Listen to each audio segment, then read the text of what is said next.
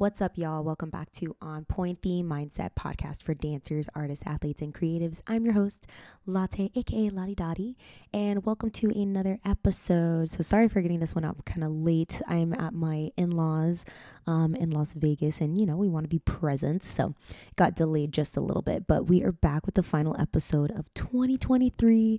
Don't worry, y'all. I'll be back in a week. I'm actually going to take next week off just to get some things up. I'm trying to launch a website and a few other exciting things for you guys. So I'll be back on January 11th, that Thursday.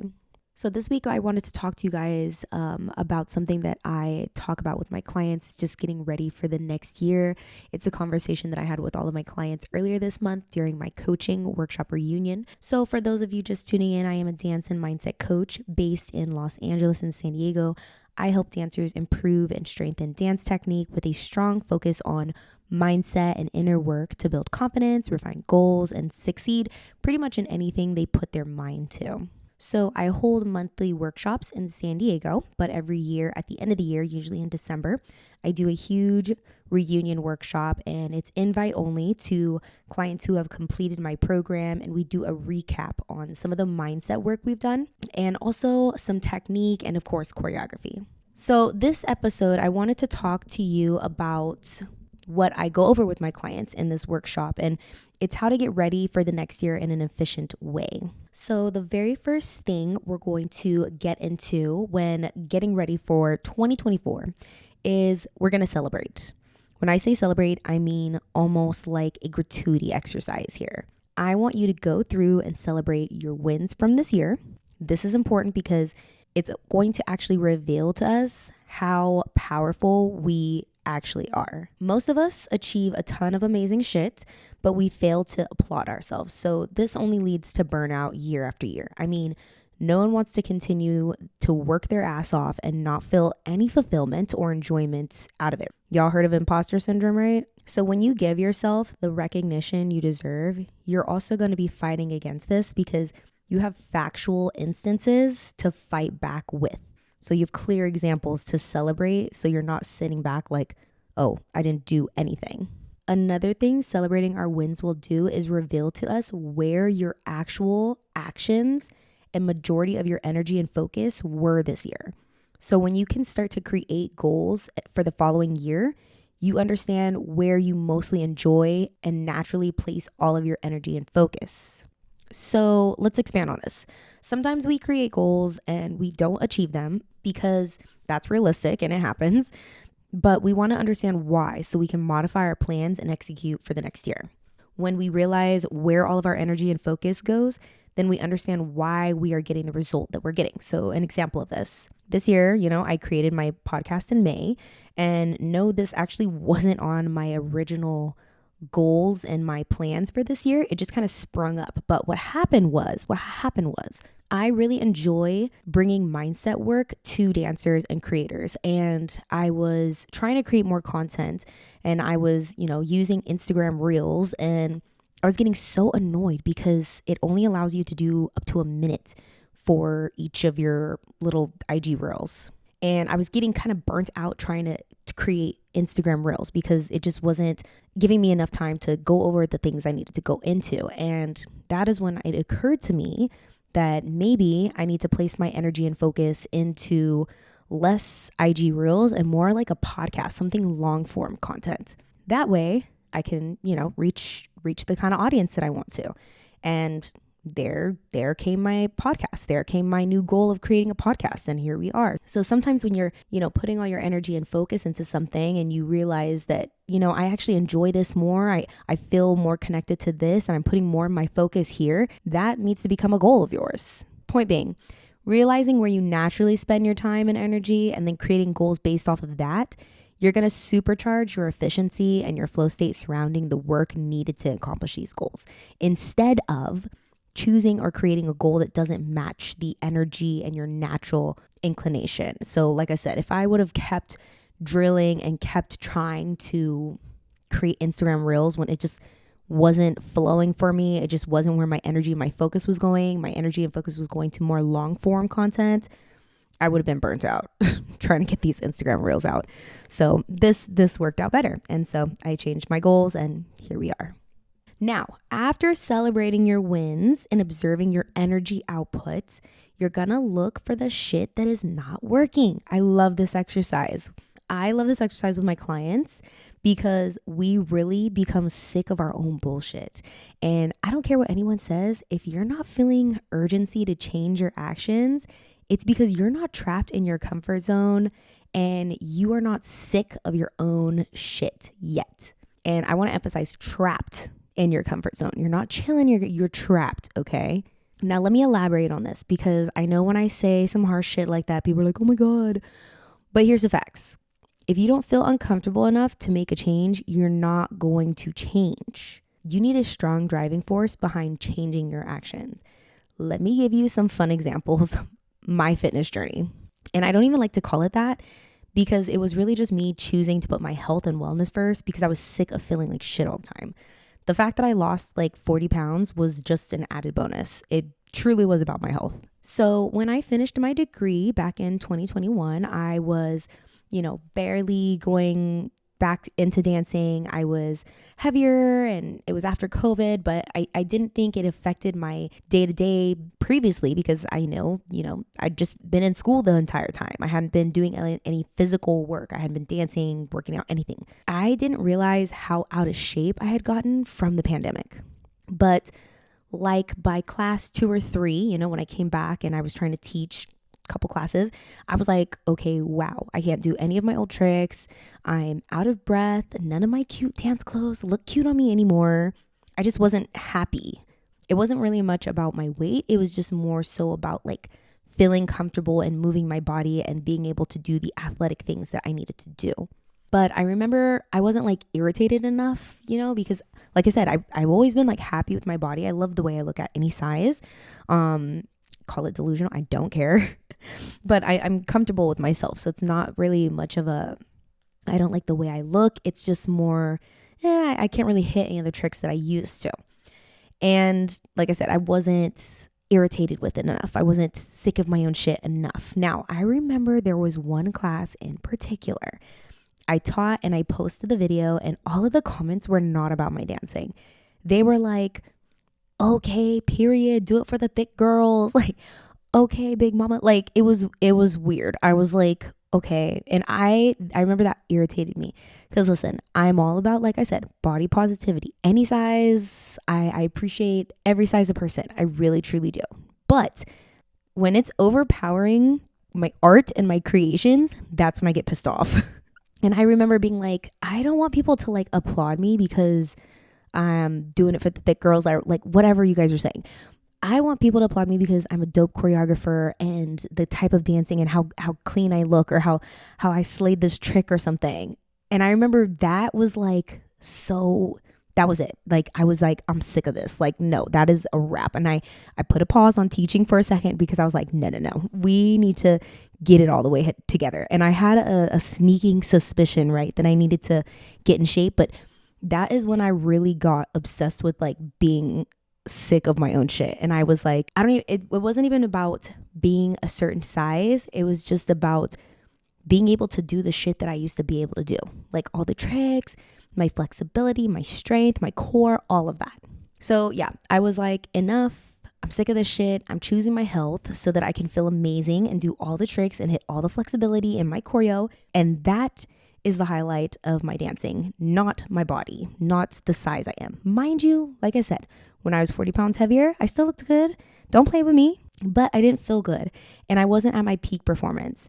That's when I decided to hire a trainer and focus on my physical capability, not losing weights. The weight just naturally came off, and that was just a side win. So it took me being sick of my own shit to really incorporate that change.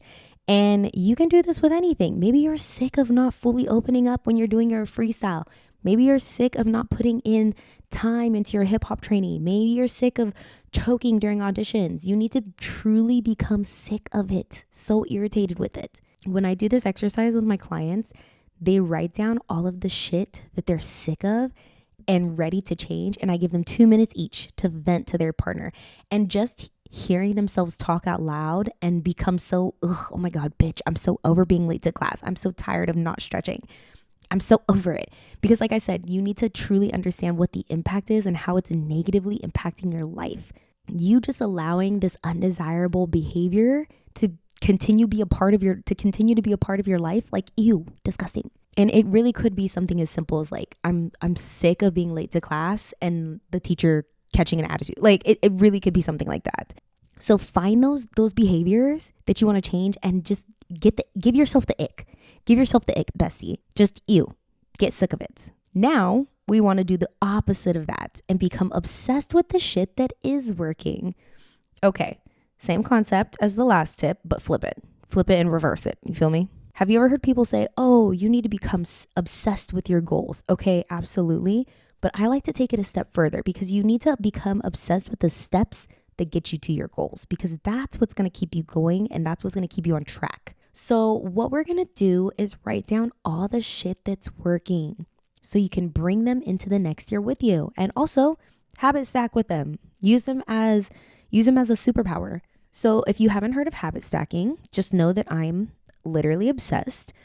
It's basically when you link a new habit you're trying to implement onto an old one that is very strong and developed, so it doesn't feel like so daunting. An example I always use with my patients is flossing. No one ever likes to floss. That's just like a known fact. So I try to link it to something that we already do. Me, I floss in the shower because I shower every day. So it's like killing two birds with one stone.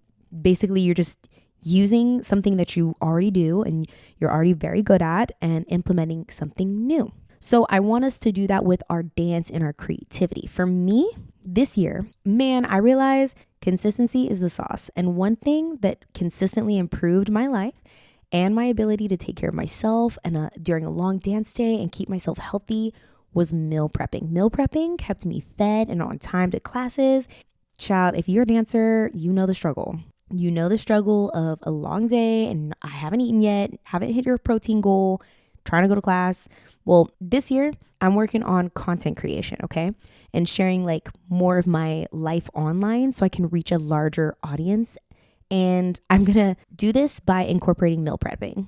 Let me break this down. So meal prepping is a strong habit for me. I do it every single week. I have it down to a T. It takes me an hour and a half every single time. And I said, okay, well, what if I just go live every single time I meal prep? I mean, I'm a mindset coach. I'm all about healthy habits, and I feel like that's a good habit to share with my audience. So whether it's TikTok or IG Live, whatever, I'm going to go live every single time I meal prep. That way, I mean, I'm not just giving myself this task of, okay, share more content or go live more, but I'm actually doing it every single time that I already do a strong habit. So it doesn't feel so daunting. It doesn't feel like, oh man, when am I going to go live? When am I going to do this? I have to schedule this in now. I'm not really used to that. Oh, easy. I meal prep every week. I will go live every single time I meal prep. It just becomes less of a hassle. So make a list of your already strong habits. And these are the things that are already working for you, what's working in this year. And we're going to anchor them to something that is not so strong. Beautiful. So we're sick of our shit. And we have a list of things that are working for us. Now we're going to establish metrics. And I'm not going to lie, this part stresses me out. Now, I think the reason why this stresses me out so much is because as an artist, we always want to just put our stuff out into the world and just like vibe. But as a business owner, we have to establish metrics so that we're able to hit certain marks. For us dancers and athletes and creatives, our metrics look a little different. Maybe it's getting a certain amount of views on our content, implementing a post schedule.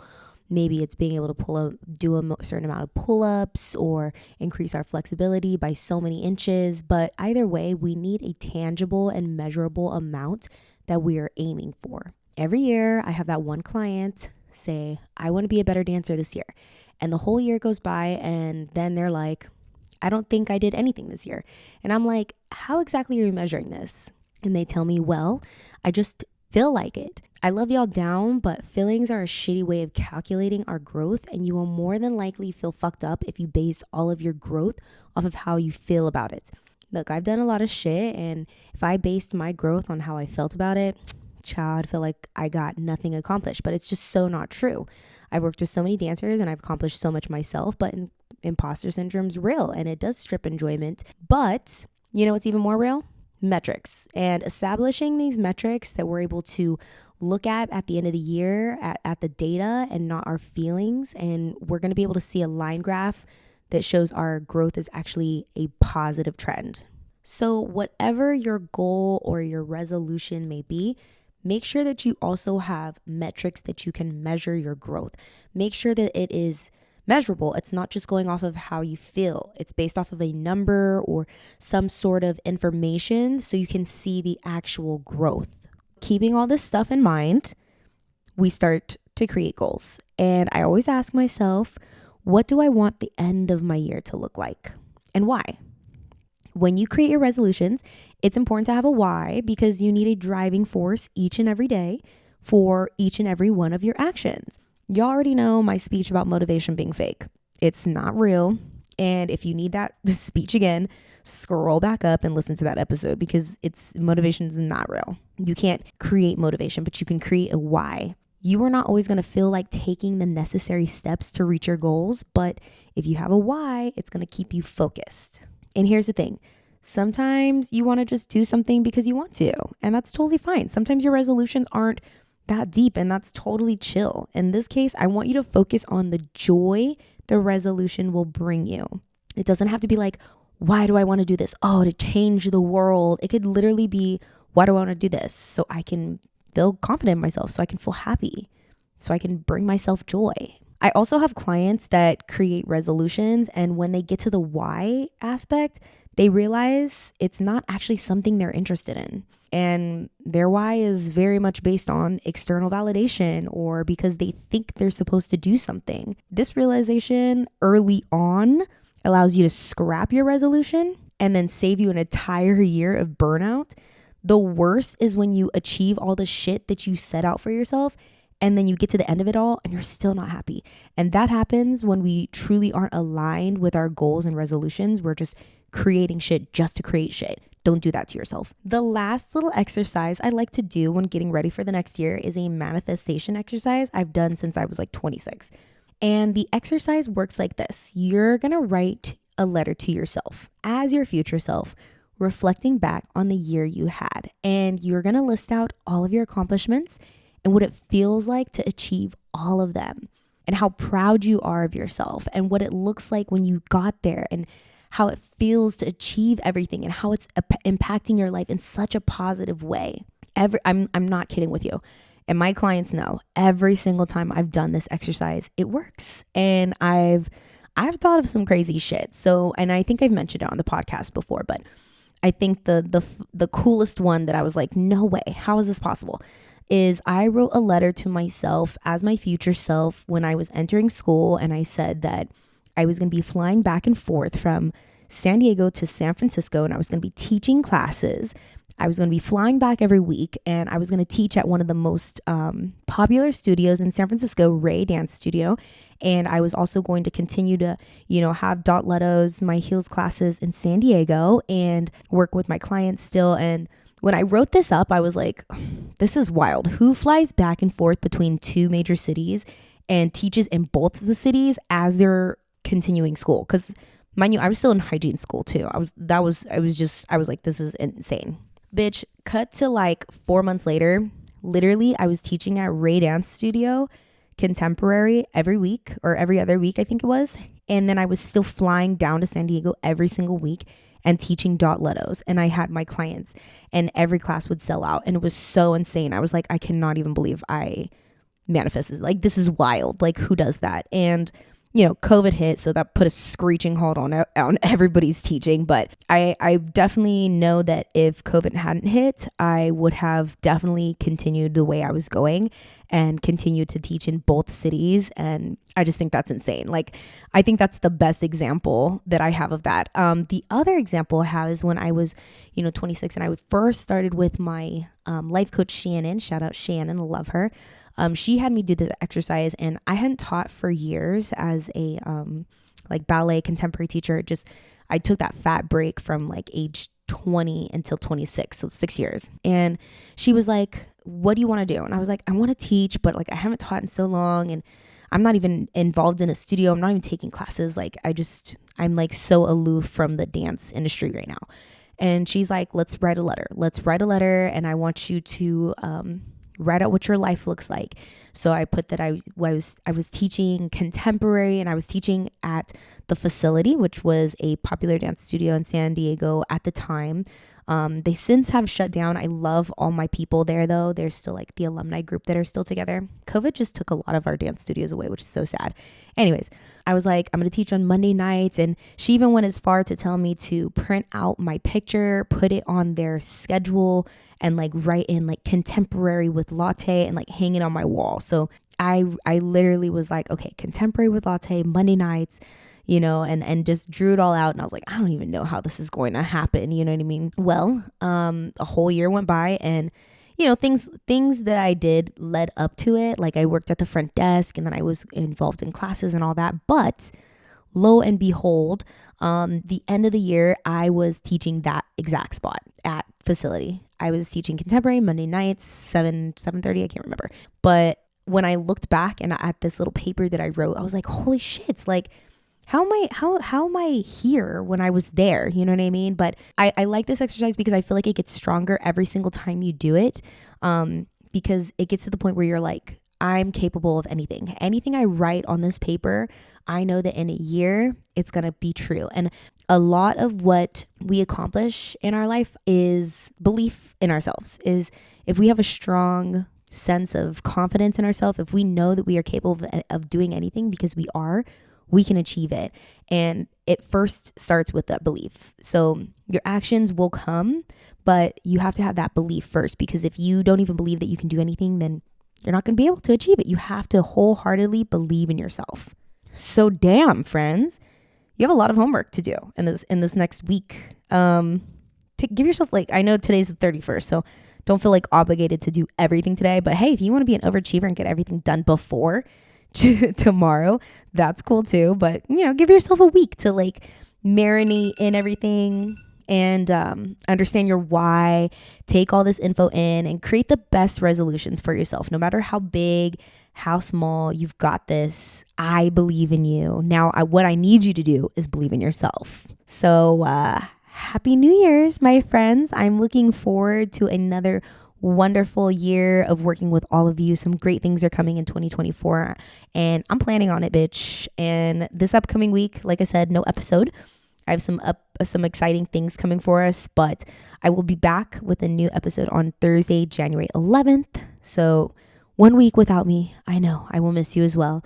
Take this time and get ready for a bomb year of creation and dance and personal growth. That is your episode for this week. Remember to leave me a comment, like, share, subscribe. Happy New Year's, and I will talk to you guys later.